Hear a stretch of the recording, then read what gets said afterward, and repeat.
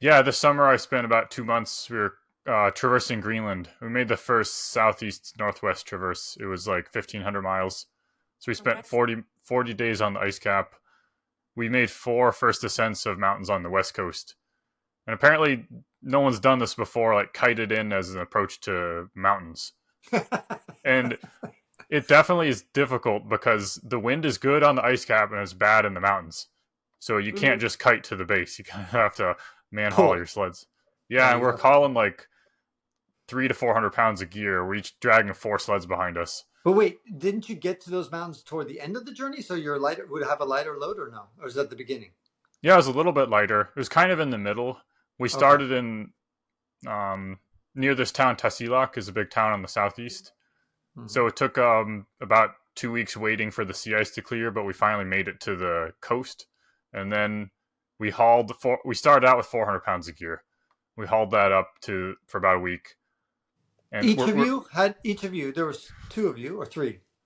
two of us, we each had 400 pounds. Okay, okay. Yes. We brought a lot of extra fuel and food just in case. No. But then once we're finally on the ice cap, then you don't even notice the weight because we have this kite attached to our harness and it's pulling us along. And then we have the sleds in a 2x2 grid behind us. We're pulling along. Wow. And we can get pulled at like 30 miles an hour. It's super fast. A oh, couple nice. days we made 200 miles in a day in like 14 hours. One day our best was 218 miles. It's pretty incredible. How much of a physical strain is it? Because you're making it sound like you're just kind of like cruising and the kite's just taking you and you're not even working up a sweat. I mean, but I'm sure it's actually a lot of physical work, no? Or how does it? For I someone would who's never say kited before, try to describe it. I would say like calorie expenditure, it's about the same as if you were dragging, maybe even a little bit less than if you're dragging the sleds that distance. But it really wears on your body because there's all these sastrugi on the snow. So it's not just smooth and flat.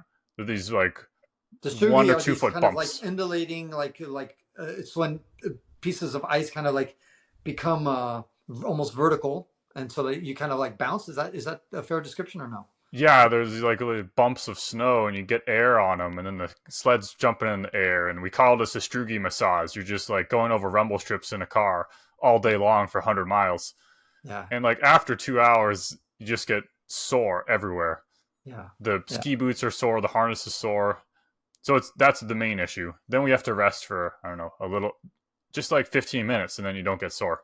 So how does I mean like the does the I imagine you really got to pack well because with every bump, you've got to there goes your stove, there goes your Snickers bar, there goes your sleeping Exactly. bag. Well, there's one reason why we wanted a 2x2 grid of sleds instead of one huge sled because it won't flip over.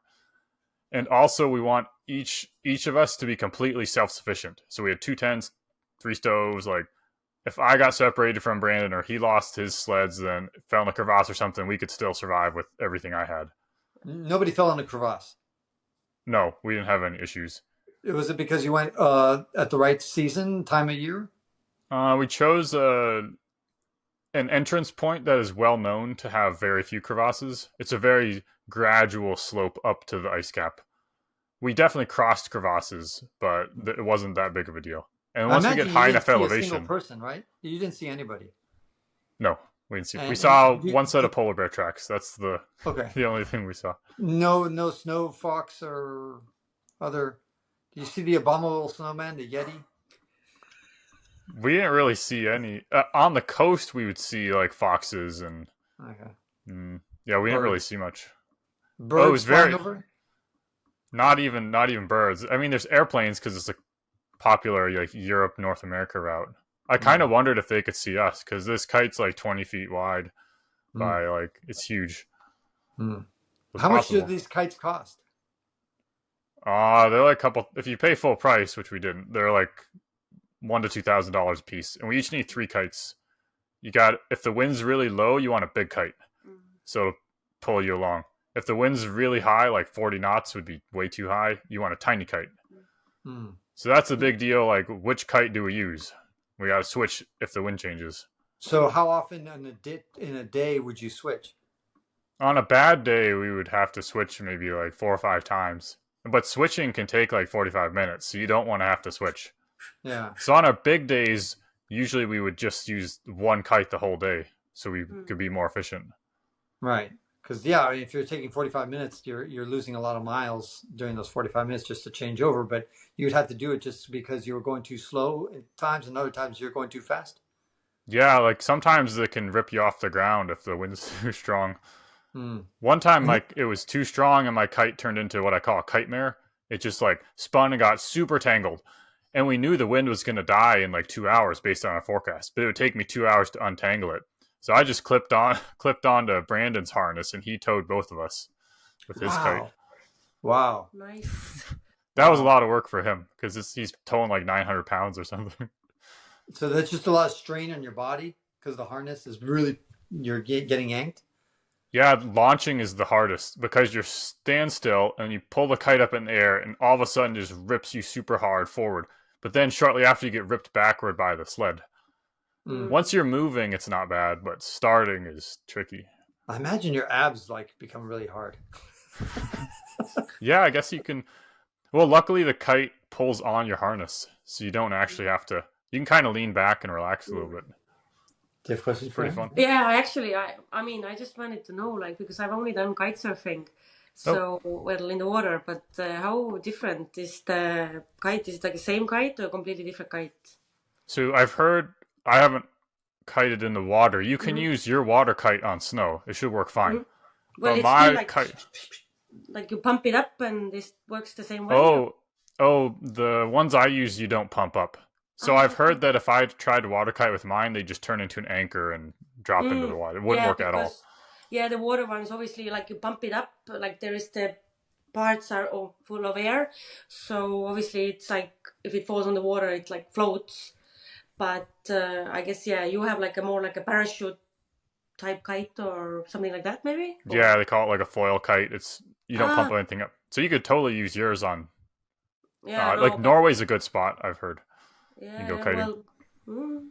No, I was just curious because it's, my one dream is to, I told also, to do the Antarctica from one side to another. Oh, yeah. I'd like to do that. Yeah, but that's something like, it's a lot of time, and do you have actually the time? It's like you have to have it perfect. Yeah, we should talk afterwards about. Yeah. I got some plans. What is your understanding about doing that? Like, Chris was saying that you can't go the entire. Nobody's done the entire way. But we were reading stuff about that, and it sounded like some people were claiming, like Colin, whatever his name is, Brady. Brady or something. You know what I'm talking about? Mm-hmm. Yeah. What did he claim? I think he claimed that he did. It's like done the longest route or something, right, the longest or fastest route. Or something. Longest route, the fastest, or but nobody's done the west to east or east to west, or nobody's done like the actual cross country or cross continent. Yeah, Borg Osland did it all just unsupported solo back in the 90s. Yes, and that's what you can actually see. And there have been some kite traverses. You can look on this website. There's a good map, PECS, P-E-C-S. Yeah. And they'll show you a map of Greenland traverses by kite or by different ways. Yeah. There's probably variations that haven't been done. Colin kind of did a little out and back, not like Borg Osland, but yeah. Well, that's what we discussed. That like most of the routes goes to South Pole, and then they might go back where they started, but they don't do like the actual, like cross. Oh, traverse. Oh yeah. I've seen. Yeah. There have been a couple full traverses. It's probably hard with the wind, though, because the wind's usually katabatic, meaning it just starts in the middle and goes to the coast. Yeah. So it'd be easy one way, hard the other. Yeah. So I'm not sure exactly. Well, there is. Well, anyways, that's something I want to do along the lines of do a trip in there across somehow, but I don't know. But yeah. Yeah, I'm also looking into that. Yeah. Cool. You just got to climb all the mountains of the world first. Well, Vincent, the Antarctica high point I need to get. Yeah. It'll be on your way there. You can just weave that one into the journey. By the way, speaking about climbing mountains in the cold areas, these 4 mountains that you went up, these first ascents, how did you pick them, and were they hard?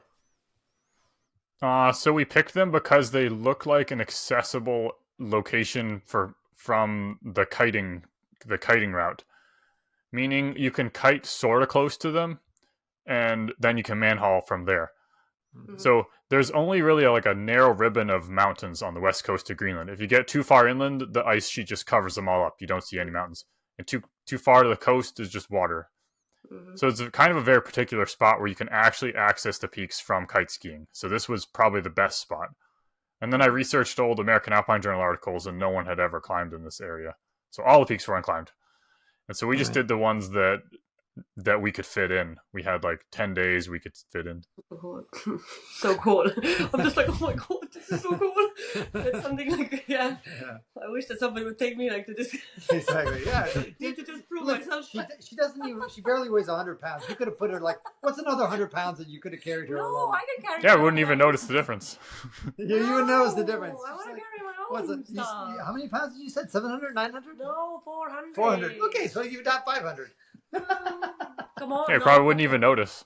Everybody has to be self-sufficient. I know, it's okay. But do you not hear about that part? So tell us about why you got stuck for like 17 days at the very end. What the hell happened there? Oh yeah, we got to the edge of the ice cap. It was like early August. We had still like 300 pounds left. So we took 3 days to shuttle it 5 miles down to the coast. The packs were like 115 pounds. We didn't weigh them at the time, but they were really heavy. Then we boated to this town, and we thought we could fly out. But this is probably the hardest town to fly in and out of in the world, in my experience. Because they will cancel. There's nominally a weekly flight, maybe 2 a week. And they were just canceling every single one. All kinds of... Just not enough demand? Oh, there's plenty of demand. There's no real tourists in this town, but there's a bunch of scientists that are studying glaciology up there. And if there's a little bit of bad weather, like a little bit of fog, they won't land. And the takeoff town of Ilulissat, the landing town Qaanaaq, or the emergency landing town Upernavik halfway. And then sometimes there's a technical issue. Sometimes they had to divert the plane to Copenhagen or some other place instead. This is the lowest priority town. So did you just eat through all the extra 300 pounds worth of food that you had? We actually left it there for a future expedition if we want to go back. And then we just bought food in Greenland. Or at the grocery store there. Really? Yeah, it's basically like a refrigerator there all probably September through June, so food will last. So what you're thinking about going back? What would you be doing if you go back? We want to get the high point. So the high point of Greenland? You didn't do the high point of Greenland this trip, Eric? No, we missed because it's on the way the winds blow, it makes it you have to go basically north to south to hit the high point. You have to go through the national park. And it's very hard to get permission. The whole northeast quadrant of Greenland is a national park. How would they know? I mean, like, who's out there? Some ranger out there asking, where's their permit? Well, there is the Sirius Patrol. The Danish, it's like Danish military on dog sled. They patrol that coast. So you wouldn't want to get caught by them. Did you see them? Oh, we weren't on the East Coast this time. But they go up and down the East Coast. Because there's no real villages there. So they needed to patrol it somehow. Okay. Plus, if you want to prove it, right, then you have to be like, well, I did it. And if you didn't, you just take a selfie on the top. That's enough. Yeah, I don't want to get in trouble. Yeah, I hear you. So you're gonna have to go back and you want to like do an expedition so that you hit the high point of Greenland. Yeah, hopefully. That's the highest point of Denmark. Yeah, Denmark owns Greenland, so I got to get to Gunnbjørnfjeld sometime. And that's the same reason you need to go to South George Island, because it's the tallest point of the UK. Yeah, exactly. That's another hard one to get to. That's so cool, though. Yeah. I just read about it. Oh my god, I want to go there. It's incredible, South George Island. Oh. Yeah, everybody is told. I think I told you this last time, Eric, but this guy who's been to about 150 countries, he said his favorite place ever was South George Island. Whoa. I'm saying a lot. Yeah, you can't fly there. You got to take a boat. Yeah. Makes it hard to get to. Yeah. Yeah. I was just looking. And it's expensive. Pricey. Yeah, very expensive. Yeah. For sure. Okay, and so what, besides your Greenland experience was just monumental. Was it harder than you expected or easier? The delays were more than expected. The kiting, once I got the hang of it, it was a little bit easier than expected. Okay. So I kited about a week beforehand in British Columbia and Washington and Utah. And you go from like 0 to hero pretty quick there once it's super flat open terrain. Yeah, once you get going, it's, I mean, 25, 30 miles an hour felt easy. That was kind of unexpected. I thought like 100 miles would be a big day, but if the wind was good, 150, 200 was kind of normal. No. It was a little surprising. And how many hours were you going a day? Like from how many were you? Because you have to eat and stop and eat and that kind of stuff, right? Yeah, like the big days were maybe 14, 15 hours, like the 200-mile days. And then the less 100 miles was kind of not too bad, maybe 8 hours. Okay, got something it. like that. Okay, got it. And so what other things that you've done that's pretty high up on the list, would you say? I just surveyed Mount Rainier, and I've discovered it's melted about 22 feet since the last survey, which is kind of a big deal here. Yeah. And the summit is now in a different location. The summit used to be this ice dome, and now it's this rocky spot on the different part of the rim. I remember reading that on your Instagram and your whole post about that. That's crazy. So it's just, I mean, it's a volcano, so it's shifting and moving and that kind of stuff, right? Yeah, this is mostly probably climate change related. The ice dome just melting down. Mm-hmm. There's probably, I mean, it is a volcano. Like that would be a bigger issue if the rocks were changing there. Hopefully that doesn't happen soon. So it's just pure ice melt. Yeah, and it's kind of it's a lot, 20 something feet. Like the guides were telling me that the summit's gone. We don't know what's happened, but no one, it's really hard to measure because you got to haul up like 20, 30 pounds of surveying equipment and hang out there for a couple of hours, take a bunch of measurements. Can't just like whip your phone out and see what it says. It doesn't really. But I thought you did bring your gadgets. Yeah, that's why these measurements are very trustworthy. Right. Because I'm borrowing these like surveying gadgets, the professional equipment from the university I teach at. Right. It's pretty hard to get, but I can borrow it. Which university? Seattle University. Got it. Yeah, that's amazing. You get to do that as part of research. Yeah, it's great. I don't need to buy the equipment. Exactly. Okay, and then so what do you got slated for the rest of 2024 and into 2025? I'm doing more. I got a grant from American Alpine Club to survey mountains affected by climate change. So I'm going to survey those around Washington, see which other ones have melted down. Such as Baker or something?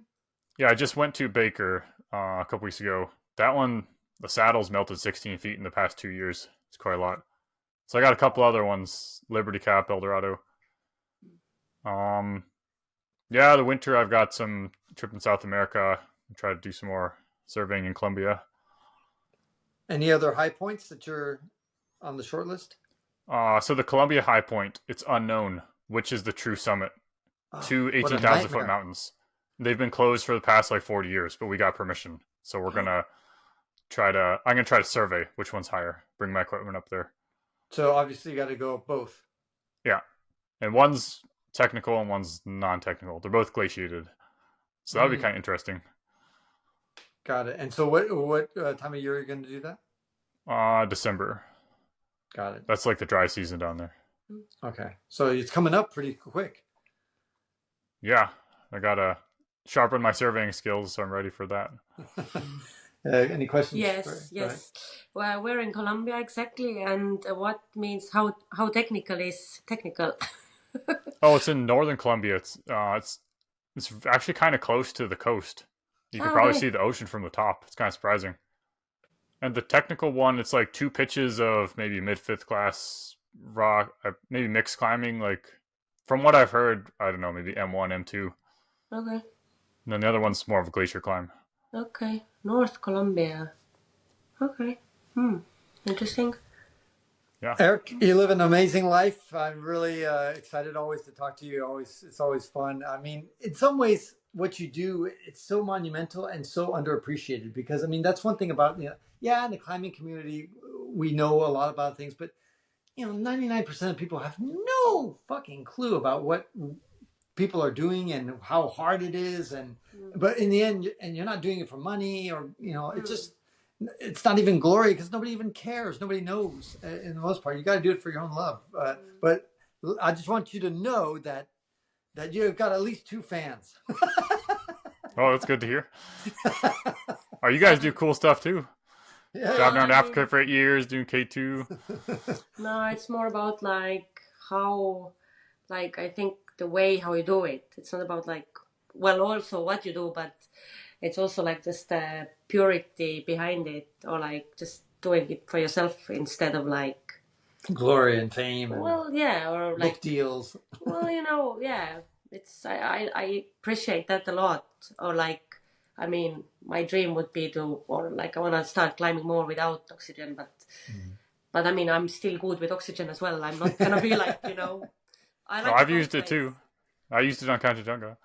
That's Well, yeah, I know, but you're forced to. I almost did lots of without, but I just, yeah, but I was only acclimatized once, so I just didn't. I just wanted to go for it, and And Krista, why don't you, as we wrap up, Yeah. what tells about your kind of dreams for in 2024, 2025? well, this year I think my climbing ventures are On hold. climbed.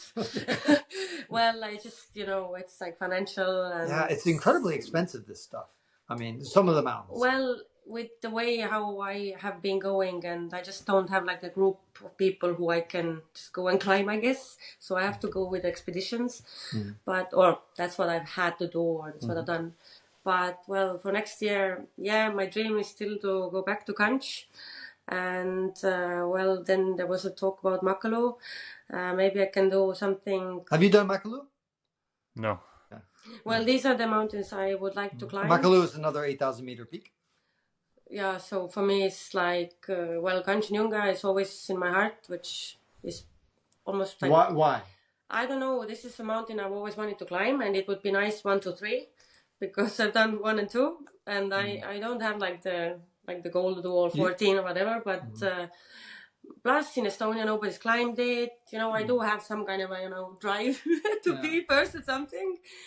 But plus I liked the mountain, I thought it was cool. I think the summit would be a bit of a more challenge than like a longer day. Then, I don't know, Lhotse for like 3 hours. It's kind of like, well, cool. Let's get on with something else. But yeah, I think, and I would like to do more climbing like on my own instead of like last time we did it also only with me and my Sherpa. Well, but we still carried our own stuff, so we shared everything. So I just want to be more self-sufficient and become stronger and more experienced. So the more I can climb like this way, just without big team behind me, I think that will be my goal in the future and just for the future years. And well, Makalu as well. So either like Makalu first as a acclimatization and then go straight to Kanch. So that would be like a next year's spring plan if I get lucky. There you go. That sounds fun. Yeah. Awesome. Well, thank you again for taking the time to update us, Eric, and really wish you the best for your upcoming adventures for 2024, 2025. And I hope to have you back again and give us, I love the story in Greenland. It's amazing. Yeah, It's so it's cool. phenomenal. And you're going to be going back, right? Hopefully. And, Well, the food is there, you can't waste it. that's right. Yeah, that's right. If you give me the GPS location, I might go and scrounge. Uh-oh. Buried under some rocks. All right. Take care. Awesome. Okay, thanks. Yeah. See ya.